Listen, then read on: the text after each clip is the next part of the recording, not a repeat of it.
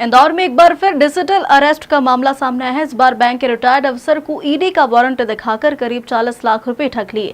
इस तरह से धोखाधड़ी का शहर में यहां 8वां बड़ा मामला है। बदमाशों ने वारंट के नाम पर इतना धमकाया कि रिटायर्ड अफसर कुछ समझ नहीं सके और 2 दिन तक अकेले ही कमरे में डिजिटली अरेस्ट रहे। बदमाशों ने करीब 40 लाख रुपए हाथ साफ कर दिए हैं। Crime branch additional DCP Rajesh Dandotiya ने कहा कि फरियादी की शिकायत पर मामला दर्ज कर जाँच शुरू कर दी है।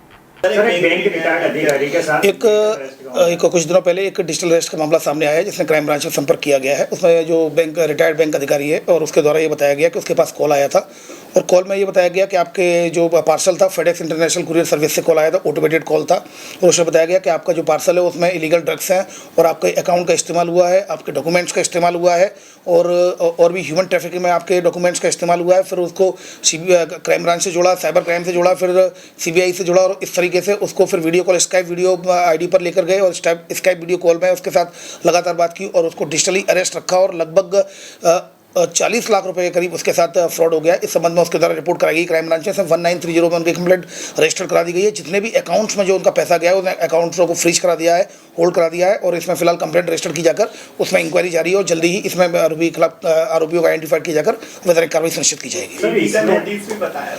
मैं जैसा कि बताया इसमें CBI, ED, crime branch, cyber crime ये सभी तरह के जो साइबर फ्रॉडस्टर है सभी तरह के हथकंडे इस्तेमाल करते हैं। इवन स्काइप वीडियो कॉल में तो यूनिफॉर्म पहनकर भी उनको ट्रैप करने की कोशिश करते हैं। तो इस तरह की सारी चीज़ें प्रोसेज में क्रमबद्ध तरीके से इसके साथ हुई हैं। ये डिजिटली अरेस्ट के शिकार हो गए हैं। जब मैंने इनसे पूछा कि अभी इतना डिजिटली अरेस्ट के जो केसेस चल रहे हैं उसमें लगातार क्या आप पेपर पढ़ते हैं, तो उनके द्वारा बताया गया कि न्यूज़ पेपर नहीं पढ़ता हूँ। तो उसके बारे में ये बताया गया कि इलेक्ट्रॉनिक चैनलों के माध्यम से और न्यूज़ जो प्रिंट मीडिया के माध्यम से लगातार इस तरह की खबरें, किस तरह के जो साइबर क्राइम में ट्रेंड्स चल रहे हैं वो आपको पढ़ना चाहिए क्योंकि आपके सोसाइटी के आप मेंबर हैं, आपके आसपास आपकी सोसाइटी में क्या हो रहा है। तो अगर आप इसके बारे में जागरूक रहेंगे तो इन तरह के अपराधों से बच पाएंगे। फिलहाल कंप्लेंट रजिस्टर कर ली गई है और वैधानिक कार्रवाई की जा रही है। इसमें पहली बार देखा गया कि साइबर में ईडी का नाम लिया जाता है, लेकिन इस बार ईडी का देखिए क्या होता है कि वो सारी, जैसा कि मैंने बताया, फ्रॉड करने के लिए फ्रॉड बेसिकली क्या है, फ्रॉड एक यूज ऑफ साइकोलॉजी का इस्तेमाल है और ऐसी स्थिति है वो जो भी उनके पास हथकंडे होते हैं, CBI का नोटिस, ED का नोटिस, क्राइम ब्रांच का नोटिस, साइबर सेल का नोटिस, वो सभी को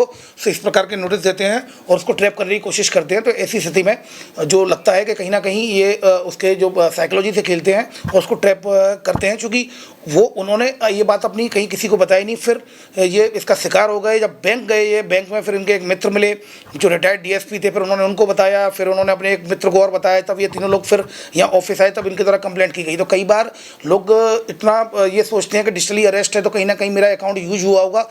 उस समय तक भी उनको सच्चाई का पता नहीं था कि वो फ्रॉड का शिकार हो गए हैं। जब इन्होंने अपने दोस्तों से इस बात को शेयर किया तब जाकर पता चला कि उनके साथ फ्रॉड हुआ है, तब जाकर ये क्राइम ब्रांच थाने पर आए थे।